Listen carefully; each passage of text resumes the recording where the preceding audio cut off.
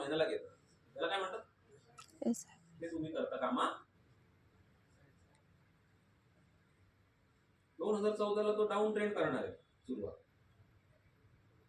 हा ती सिस्टीम कशी होईल तर तुम्हाला खूपच वेळ आहे, 200 वर्ष मी जगणार असेल तर चांगली गोष्ट आहे, पण मला माहिती आहे की तो 36 रुपयाला मिळणार आहे.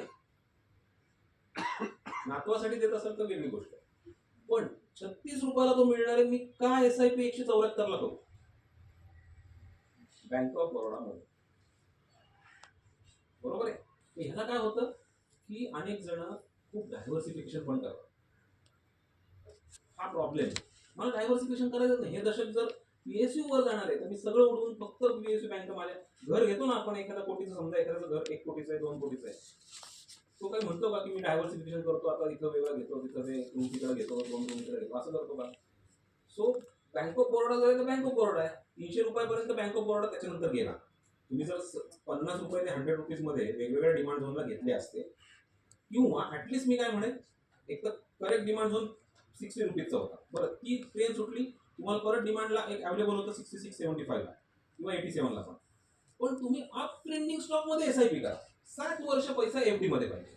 मला बँक ऑफ बरोडाच आवडते प्रत्येकाला, असं समजा. 7 years of the last decade पैसा कुठं पाहिजे होता गेल्या करोनापूर्वीच्या काळात? FD मध्ये. का बरं? कारण मला आवडणारा बँक ऑफ बरोडा FI ला आवडत नाहीये, तर मी FD मधला पैसा मोडणार आणि मग 2021 साली पैसा लावणार आणि मग 300 रुपयापर्यंत जाताना निवांत बघा. Are getting it? इथे ट्रम्प आला म्हणून ते झालं की मग ते विचित्र होतं. सो ट्रम्प मोदी यांचा काही संबंध नाही, असे अनेक जण येतील जातील, but demand supply remain fix. Okay, economy वर मार्केट कसं डायरेक्ट हे करत नाही, पुढचं बघतं. आणि have you understood the theory? त्यांनी काय काय केलं तर तुम्हाला दाखवतो. झोन सगळे ब्रेक केले होते पूर्वीचे, कुठली टाइम फ्रेम वर मला कम्फर्ट नव्हता. Stock travels from 220 to 36 in 7 to 10 years. का? तर is a function of distribution theory given by the Dow also. आणि डिमांड सप्लाय वीक होत गेले, म्हणजे सप्लाय झोन्सच क्रिएट होत गेले लास्ट डिकेड मध्ये. Quarterly time frame, monthly time frame, सगळ्या time frame out of control गेल्या. मग मी काय म्हणतो, रीड दिस लाऊडली. बरोबर आहे. Let it come in my wholesale demand zone. It is called HTF, higher time frame demand zone of 3 months or 6 months. त्याला शांतपणे येऊ दे, सगळ्यांचं वाटोळं होऊ दे, सगळ्यांच्या डिमॅट अकाउंटचं, मगच मी विकत घेणार. सगळ्यांच्या डिमॅट अकाउंटला काय होऊ दे. इथे मी काय म्हणतो, सगळेजण काय बनले? मल्टी बेगर बनले. मग मल्टी बॅगर होताना आपल्याला बघायचं असेल तर त्याला आधी बेगर, मल्टी बेगर बनायला लागेल आणि मग मल्टी बॅगर रन सुरू होतो, पण तो कन्फर्मेशन दिल्यावर. सो गुड न्यूज की तो HTF डिमांडला आला आणि ती HTF डिमांडची जी लो होती आमची ती त्यांनी ब्रेक नाही केली, ऑल टाइम लो पण ब्रेक नाही केला. नंतर हे सगळ्या गोष्टी नंतर घडल्यानंतर तो पहिला 36 रुपयाला त्यांनी फॉल होण्याचं थांबवून टाकलं. तो अजून फॉल होत नव्हता, तो काय गेला, साइडवेज गेला आणि कन्फर्मेशन मिळालं by breaking the opposite supply zone and forming the new quality demand zone as per the theory, in which good mice candle, good follow up, good everything was there. आणि bad news वर तो परत 2021 ला bye झाला COVID-2 मध्ये. So इथं मी हा एक विषय केला की जर मला बँक ऑफ बरोडा आत्तापासून कायम ठेवायचं आहे तर मी काय करणार माहितीये, SWP माहिती सगळ्यांना, सिस्टमॅटिक विड्रॉल बँक. तुम्ही 56 रुपयाला टाका, 50 लाख, 1 कोटी द्या, ज्या तुम्हाला कॉन्फिडन्स असेल. सिल्वर आहे, गोल्ड होतं 40,000, आता इथं गोल्ड बीज आहे. तुम्हाला हे वेगळ्या अर्थाने सांगतोय, कारण असं काही कोणी म्युच्युअल फंड ॲडवायझर किंवा कुठला तुम्हाला वर नाही आणू शकत आयुष्यात. ओके, तुम्हालाच तुमचं वर यायला लागेल. हे गोल्ड बीज आहे. मी हे विद्यार्थ्यांना 40 रुपयाला असताना 2021 ला म्हटलं होतं गोल्ड बीज, 38 रुपीजच्या आसपास. ते आता ऑलमोस्ट डबल होत आले गोल्ड बीज. गोल्ड बीज जेव्हा मला घेऊन आवडतो तेव्हा मी 56 रुपयाला किंवा 60 रुपयाला bank of Baroda I will put 1 CR rupees, let's say. तुमच्याकडे पण असते, imagine that money. And then इथून मी SWP करेल. का SWP कशात करायची? अदानी 40 to 100 ला घेऊन SWP होईल का? ₹42 का घ्यायचं नव्हतं हेही कळायला पाहिजे आणि ₹60 बँक ऑफ बरोडा का घ्यायचं हेही कळलं पाहिजे. एकदा हे कळलं तर हे सगळे बाय प्रोडक्ट आहेत. एक बरं केलंय की मला त्यांनी ती हिंट दिली एसडब्ल्यूपी काय असते. एसडब्ल्यूपी म्हणजे काय की I will withdraw from 1 CR as per my demand. आता एसडब्ल्यूपी पण प्रॉब्लेम काय, एव्हरी मंथ तुमच्याकडे पैसे येणार. आपण एव्हरी मंथ कशाला घ्यायचे, जेव्हा लागतील तेव्हा. ओके, जेव्हा लागतील तेव्हाच मी विथड्रॉ करणार. पण जर हा स्टॉक 5 पट होणार आहे तर I will put the money and I will withdraw as per my wish. पण ते कळलं पाहिजे कशात. त्या चुकीच्या स्टॉक मध्ये टाकले तर एसडब्ल्यूपीचं वाटोळ होतं. पण म्युच्युअल फंड ते मॅनेज करतात ही गोष्ट वेगळी. पण तुम्हाला जुनियरवाला म्युच्युअल फंड बद्दल चांगलं बोलतो, पण जुनियरवाला हा स्टॉक्स निवड आलाय. एक काय लक्षात ठेवा, त्यासाठी ही थिअरी शिकणं आपल्याला गरजेचं आहे. आपलं असं काही कोणी ओळखीचं नाही की आपल्याला रोज सांगतील कुठला स्टॉक वर जाणार खाली जाणार, आणि that is also band, it is not legal. त्यामुळे मला कोणी सांगितलं मित्रांनी कुठल्या कंपनीत का मोठ्या पदावर आहे कशा, मी कशावर विश्वास ठेवत नाही. I only believe in chart. तर मला ते ऐकायचंच नाहीये. ते उडत उडत कानावर आलेलं, अगदी तो टॉप मॅनेजमेंटमध्ये असेल तरी मला ऐकायचं नाही. मी तर मुद्दामून तो शेअर घेत नाही, कारण उलट रिलेटेड पार्टीमध्ये काहीतरी होतं मित्र आणि वेटिंग घेत. सो माझ्याकडे 2400 स्टॉक्स पडले, मी त्यातलं कुठलंही घेईल आणि त्याच्यामध्ये पैसा कमवतो. तो हा कॉन्फिडन्स इथे येतो. Now I will show you silver. सिल्वरचे चार्ट बऱ्याच जणांना माहित नाही, बरेच जण दुसरं सिल्वर बघत बसतात. दिस इज द चार्ट ऑफ 1980. 1980 चा हाय किती सांगा मला. $50च्या घरात, अराउंड $50 सिल्वरचा रेट आहे. ओके, 1980 मध्ये. खाली किती आला 2003 ला पण $4. आणि नंतर 2011 मध्ये काय केलं, परत एक unsuccessful effort to break the all time high of 30 years back. आता मात्र ते सगळं ब्रेक होऊ शकतं. $100ची तयारी त्याच्यामध्ये आहे. कारण काय करतोय बघा, आता गंमत तुम्हाला दाखवतो. आता जिथं हे डिमांड बनलेले आहेत किंवा ही इकडची डिमांड झोन बघा 3 महिन्याची, इथपर्यंत आलं, हे ब्रेक केलं का, हा डिमांड झोन नाही. आता इथं जे बनले हे ब्रेक नाही झालं, हे ब्रेक नाही झालं. प्रत्येक डिमांड झोन आता रिस्पेक्ट होत चालला. हे मंथली मध्ये अजून दिसतं. हे बघा, मंथली मध्ये हा डिमांड झोन रिस्पेक्ट झाला, हा ब्रेक होत नाहीये, हे ब्रेक होत नाहीये, हा ब्रेक होत नाहीये, अगदी आत्ताचा latest. So this is a beautiful silver. आणि सिल्वरवर जर तुम्ही तशा प्रकारे आहे, silver is a good thing. और इव्हन गोल्ड पण आहे, पण गोल्ड बऱ्यापैकी रॅली झालाय. सिल्वर कुठं उभं आहे अजून, मगाशी तिने सांगितल्याप्रमाणे फेअर मार्केट प्राइसला उभा आहे. आणि it was available in this particular zone on confirmation. हे $22 पण मस्त बाय होता. बट आता सुद्धा इथं आलो तर $22 $17 कडे ते मंथली मध्ये फुटप्रिंट होते. $17 $20 पासून चांगला बाय होता आणि शांतपणे आपल्याला पैसे याच्यामध्ये मिळतात. शिवाय हे मार्केट 23 आवर्स चालू आहे. किती 23. निफ्टी त्यापेक्षा कमी चालू, 6 तासच काम करतो. आणि बिटकॉइन तर कधी थांबत 24/7. So this is the point. Gold silver ते चार्ट त्याबरोबर, this is the main chart of gold silver. अनेक जण वेगळंच बघत बसतात आणि त्याच्यासाठी तुम्ही इथं काय बाय करू शकता, सिल्वर बीज. याला चार्टच अवेलेबल नाही, कारण बी ह्या उशिरा आले, बरोबर. So this is also chart. And what is the beauty, आता त्याच्याकडे मी जातो of this particular chart. Specially मी सिल्वरचा मेन चार्टच लावतो आणि तो तिकडे पण टॅली होतो. हे बघा, हा जर बघितला चार्ट तर याचा ओपन किती आहे सांगा, $28.8940. आणि लो किती आहे, this is a quarterly candle. 1 जानेवारीचा open is equal to low. This is a bullish in the chart. आणि हे पहिल्यांदा का घडतंय, कुठल्याच 12 महिन्यात हे घडलेलं नाहीये. इथं बघा, इथं मोठी वीक आहे, इथं आहे का open is equal to low, इथं आहे का open is equal to low. अजूनही 12 महिन्याचं कॅन्डल क्लोज व्हायचंय, पण ऍटलीस्ट 3 महिन्यापर्यंत जाताना हे जे काही 12 महिन्याचं कॅन्डल आहे ते काय दाखवतंय, open is equal to low. Open is equal to low is a bullish sign, is a bullish sign. आणि आपण जाऊया सगळ्यांचा आवडता, पुन्हा वाटोळ करायचं असेल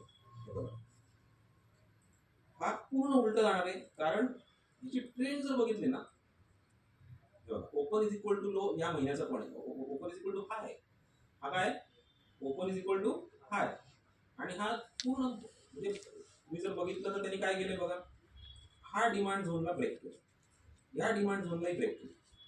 सो इकडे डिमांड झोन होते, ऍक्च्युली ते पण पूर्ण डिमांड झोन आहे, कारण त्यांनी इकडचा हा नीट तोडला ना, लांब जाऊन त्यांनी सस्टेन नाही करू शकला. सो हे पुअर डिमांड आहे, पण हे सुद्धा ते आता ब्रेक करत चालले. So this is exactly opposite chart, I will not enter. आणि जर हे झालं, पहिलं टार्गेट 516चं आहे, जर खेळत बसेल आणि खूप खालचं टार्गेट खूप खाली येत आहे, कारण त्याच्यात राहतच नाही काही बघायला. बट विल सी त्याचा प्रवास त्या पद्धतीने होईल. हे बघा, ला क्लोज झालेला कॅन्डल 31 डिसेंबर, राईट. 31 डिसेंबरला क्लोज झालेल्या कॅन्डल मध्ये पण काय घडलं, big red after the quality mice. This is a greater supply zone formed in this band and now it is not going to sustain. तर हेच घडलं की मी कधीही अशा स्टॉक्स मध्ये वर गेल्यावर एंटर करणार नाही, कारण आता इथं काय टेक्निकल प्रॉब्लेम आहे, हा स्टॉक मध्ये पण टेक्निकल प्रॉब्लेम काय, हा त्याचा ऑल टाइम हाय दिसतोय प्रत्येकाला, वर जाताना त्यांनी ऑल टाइम हाय ब्रेक केलाय का, आन्सर इज नो. खालून बाय करताना स्टॉप लॉस करायला लागतं, बट ह्याच्यामध्ये जे काही बाकीचे फुटप्रिंट होते, IRCTC जरी असेल तरी I will go for the good picture and that to good what you can say sector also. जसं SBI कार्ड आहे बघा, लहान मुलं जरी सांगितलं तर काय घडलंय, एक थेरी आहे, मंथली चार्टवरती करायची असते किंवा इव्हन जी इंट्राडे करता येते. रेड कॅन्डलला 3 महिने दिसत आहेत तुम्हाला, ही तर छोट्या टाइम फ्रेमवर केली तरी पैसे मिळणार. उद्यापासून करून बघा, पैसे तर तुम्ही काही जण लावणार पण नाही, करून बघायला काय हरकत आहे. सो इथं 1 ऑक्टोबर 2000 म्हणजे छोट्या टाइम फ्रेमवर पण करून बघा, 75 मिनिट. हे म्हणजे काय, हे कॅन्डल कुठलं कॅन्डल आहे, रेड कॅन्डल. एंगल्फिंग तो शब्दही बरोबर आहे, पण हे रेड कॅन्डल आहे, खालून एंगल्फिंग होत नाहीये पण तरी रेड कॅन्डल आहे, आणि ते फुल रेड बॉडीड कॅन्डल आहे. जेव्हा रेडला ग्रीननी क्रॉस केलं म्हणजे काय केलं, बायर्सने सेलर्सला नलिफाय केलं, आणि नुसतं ते नाही केलं तर 3 महिना तर चार्ट आता क्लोज होतोय. 3 महिन्याचं कॅन्डल 31 तारखेला काय होणार आहे, so I can talk about completed candle only, आणि ते कम्प्लीट होते जवळपास. त्यामुळे रेड कॅन्डलला ग्रीन, आणि हे असं एक जबरदस्त कॅन्डल इथंच मिळालं होतं जेव्हा त्याचा IPO आला होता, किंवा त्या दरम्यान त्याच्यानंतर काही क्वार्टर्सनी मला हे कॅन्डल मिळालं होतं इथं. आता ते परत इथे मिळतं. So this is something significant thing happening. आणि तुम्ही राईटला बघा किती टक्क्यांनी वाढल्यावरती 1 जानेवारीपासून मार्केट पडतंय, पण SBI card gone up by 33%. एवढं जरी तुम्ही वाचायला सुरुवात केली की याच्यात 33% राईज आहे, शिवाय याचे सगळ्यात ब्युटी काय, ओपन किती सांगा, आता सगळ्यात बेस्ट सिल्वर सारखंच आहे, पण open is equal to low आपण म्हणूया, आणि सेकंड वॉट एक्झॅक्ट लो असला पाहिजे, नसेल तरी खूप छोटा फरक पाहिजे, बरोबर आहे. What is second beauty, closing and hi is also same. This is the beauty of the candle. असे तुम्ही कॅन्डल जर 3 महिन्यावर शोधले, आणि ह्याच्यामध्ये जर तुम्ही शॉर्ट टर्म ट्रेडिंग जरी केलं, म्हणजे काय, you start at Chennai and you are going to sell at Jammu Kashmir. त्याच्यापेक्षा काय करायचं, मध्ये इथं घ्या चेन्नईला आणि मध्य प्रदेशला विकून टाका, मग तिथं क्वांटिटी गेम करायला लागतो. पण इट डिपेंड्स की असं पण तुम्ही करू शकता, पण तुम्हाला दिशा कळली की कुठं बसायचं गाडीत आणि कुठं उतरायचं. Clear. So this is the way it has done something, and ह्याला तुम्ही एका स्टॉप लॉसने त्या थेरीप्रमाणे काम करू. कळलं इथपर्यंत.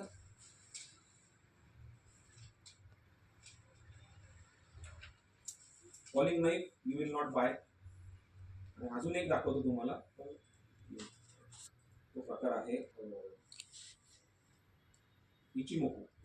ओके, इचिमोकू नावाचं काय आहे, एक इंडिकेटर आहे, आणि ते पण सप्लाय डिमांड कॅप्चर करतं. आत्ता काय घडलं सांगतो. त्याच्यामध्ये गंमत आहे एक वेगळी, की आत्ता मी कुठं उभा आहे, कॅन एनीबडी टेल मी. जे मध्ये आहे ना हे सगळं, याला काय म्हणतात, क्लाउड. आत्ता मी कुठे उभा आहे,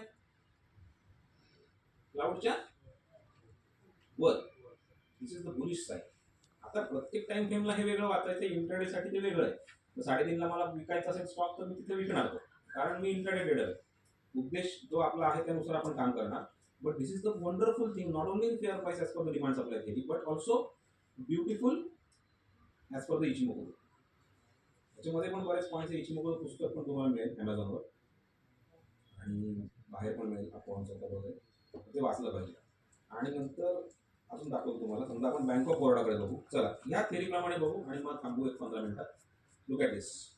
जेव्हा तो खाली येतो आणि सगळं ब्रेक करतोय, इथं इथं एक लाईन आहे ब्ल्यू कलरची, दिसते प्रत्येकाला, आणि खाली एक लाईन दिसते किजून. वरती जी लाईन आहे ती टेंकन सेन म्हणून आहे, आणि खालची लाईन काय आहे, किजून सेन. दिस द जपानीज वर्ड्स. आणि मग इथून तो जेव्हा ब्रेक करतोय, तो आता आपण थोडंसं मोठी इकडची टाइम फ्रेम पण घेऊ. समजा आपण मंथली घेऊ. त्यांनी जेव्हा इथले क्लाउड ब्रेक केले दिसतात प्रत्येकाला क्लाउड. हे तुम्हाला कळलं, हे ढग दिसत आहेत. Have you understood this are the cloud type of formation. आणि हे क्लाउड जे आहेत ना, याच्या खाली हा चार्ट जेव्हा जातो तेव्हा मला बाय करायचा नाही, पण कुठंतरी तो थांबणार आहे जर त्याला कन्फर्मेशन द्यायचं. कन्फर्मेशन म्हणजे काय, FII त्याला बाय करायला लागणार खाली. मग पहिला तो टेंकन सेनच्या वर आला, मग टेंकननी किजूनला क्रॉस केलंय, दिसतंय द ब्ल्यू लाईन इज, आणि ती खालची जी लाईन आहे रेड लाईन, ते एकमेकांना क्रॉस करत आहेत. आणि त्यानंतर तो सुसाट सुटलाय जेव्हा क्लाउड तोडलाय, क्लाउडच्या आतमध्ये आला, क्लाउडच्या आतमध्ये नंतर क्लाउडच्या वर आला. क्लाउडला जरी 122 रुपयाला एखाद्याने घेतला असतं तरी 300 रुपयापर्यंत गेला. पण मग हेच तुम्ही 45 मिनिटाला करू शकता का? तो बँक निफ्टी आता जो रन दिला बँक निफ्टीने तो करू शकतो आपण, पण तो जसं इथं बघा खाली आलाय, तर ते तुम्ही ऑब्झर्व करा. छोट्या टाइम फ्रेमवर काम करत एकदा बसा, पण ते पर्सनॅलिटी चॅप्टर प्रमाणे ते मी अलाव नाही करत अनेकांना, कारण तुम्ही छोट्या टाइम फ्रेमवर जेव्हा खेळता तेव्हा मग ते खूप ॲडिक्शन सारखं पण होतं. आणि तुम्ही जर ते नीट कंट्रोल करू शकत असेल तर करा, त्याला प्रॅक्टिस तेवढी वाढवा. इथं आला खाली, फुटप्रिंट बनले, इथून बघा क्लाउड तोडल्यानंतर वर गेला. 204 रुपयाची गोष्ट 232 पण झाली on a very smaller time frame of 45 minutes.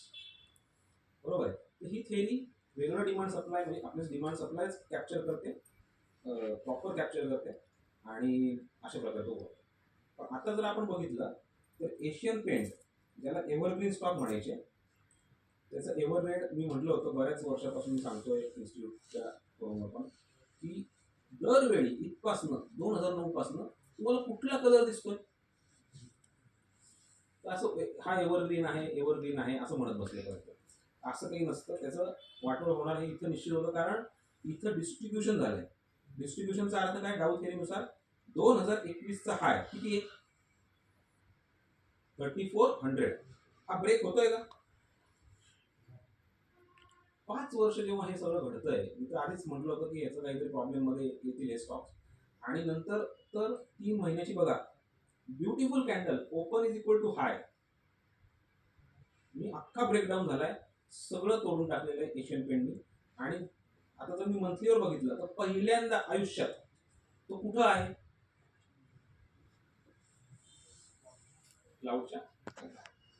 आणि आता कुठलाही बाउन्स जर झाला तर तो असेल डेड कॅट बाउन्स, ज्याच्यामध्ये वर नेऊन इतरांना अडकवलं जाईल. लुक ॲट दिस. आता इथं 2 थेरी एकत्र आणून जर आपण बघितलं तर त्यांनी इकडचे सप्लाय चांगले मोडलेले नव्हते, कन्सोआवे केला नव्हता, म्हणून हा चार्ट एवढा सोपा नव्हता करायला. इथं तो क्लाउडच्या वर जरी असेल तरी काही पॉईंट्स मिळाले, पण क्लाउडला कुठं बाय करायचंय मला, जर तुम्ही क्लाउड थेरी फॉलो करताय तर तुम्ही 1100 रुपयाला बाय केला असता, बरोबर आहे, आणि 1600 रुपयाला विकून पण टाकला असता, कारण तुमच्याकडे अजून एक थेरी आहे डिमांड सप्लायची. पण 1600ला बाय करणं चुकीचं आहे, हे कळतंय. क्लाउड जिथं ब्रेक होतोय ते उत्तम काय, that is a quality location. ते क्वालिटी लोकेशन होतं.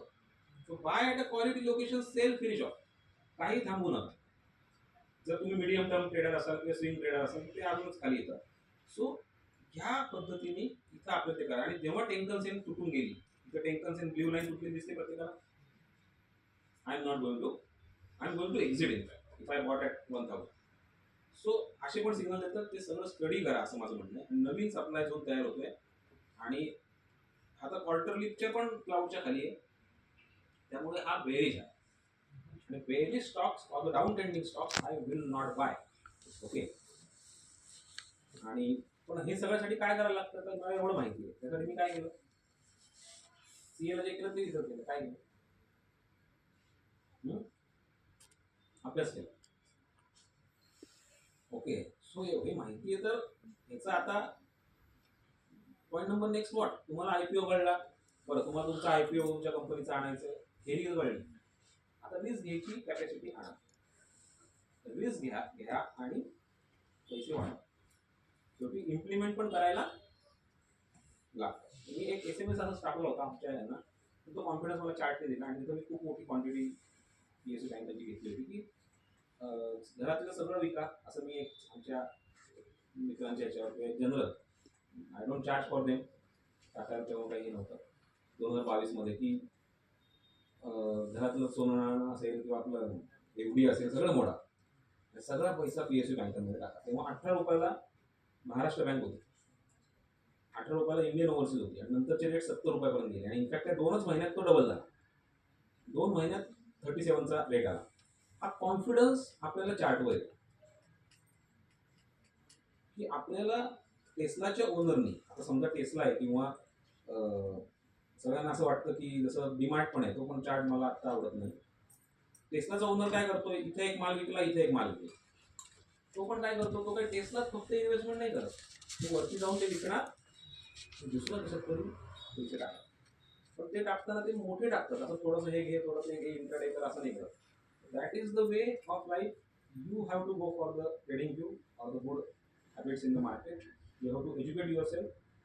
कुठलाही ब्रोकर, कुठलाही PMS इन्व्हेस्टर, सॉरी PMS हे जे मोतीलाल ओसवाल ते कोणी पण असेल, ते तुम्हाला रिच बनवू शकणार नाही जर तुम्हाला या थेरीवर जायचे. थेरीज तुम्हाला वर आणू शकते आणि बॅड हॅबिट्सपासून वाचणं किंवा चांगल्या हॅबिट्स आणणं हे थेरीवर पॉसिबल आहे. आणि त्या पद्धतीने रिस्क पुढं घ्या, वाढवा आणि काम. ठीक आहे, एवढंच मी सांगेन. Any doubts?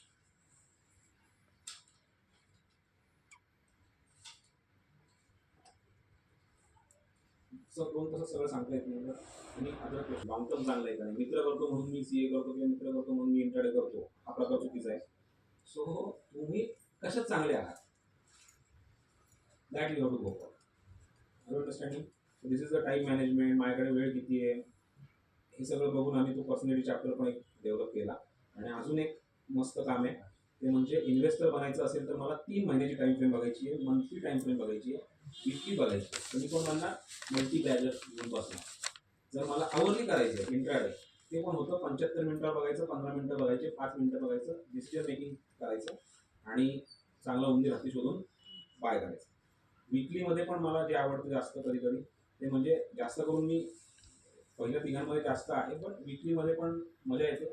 फार खालचे राहायला मी नाही करत, कारण माझं तेवढं मी आपल्याला वेळ पण नसतो आणि बाकी पण गोष्टी असतात. किंवा आपल्यातला माणूस, आता इंट्राडे करणारा माणूस जर आपला जर सिग्नल असेल तर आपण सिग्नल मोडला किंवा आपण काही रूल फॉलो करत नाही, तर तो माणूस आतूनच रूल फॉलो न करणार आहे, तो काय इंट्राडेवर पैसे कमवणार. म्हणजे आतला माणूस महत्वाचा आहे, थेरी महत्वाची.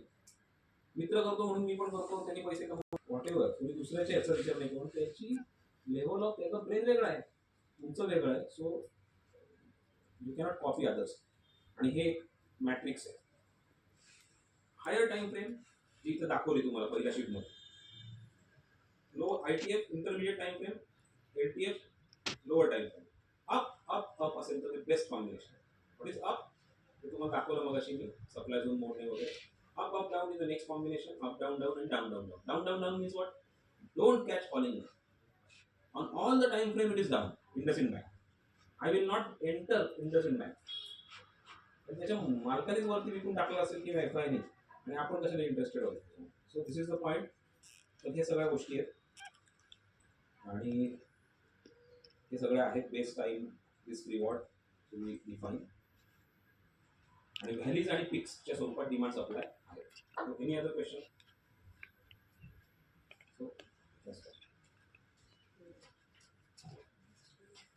कोणाला काही प्रश्न आहे?